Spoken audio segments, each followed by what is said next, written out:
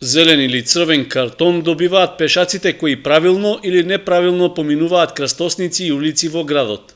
Во зависност дали тоа го прават на обележан пешачки премин или на места што не се соодветни за оваа намена, добиваат предупредување од сообраќајната полиција и од ученици од основните училишта.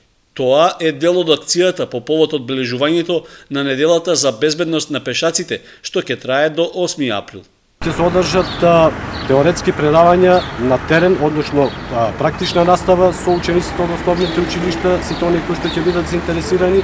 Значи полициското одделение за безбедност во патниот сообраќај им стои на располагање во рамките на оваа недела.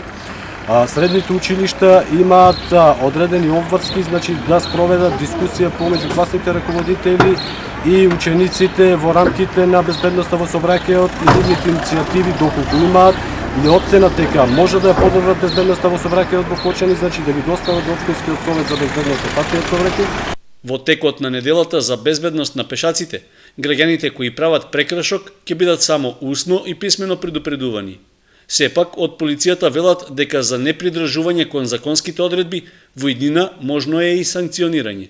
После спроведувањето на оваа акција, значи ние и покрај тоа што спроведуваме сообраќајно поучување, еднаш или два пати месечно, ќе мораме да започнеме и со преземање на репресивни мерки. Паричните казни за пешаците кои непрописно минуваат улица изнесуваат од 2 до 3000 денари.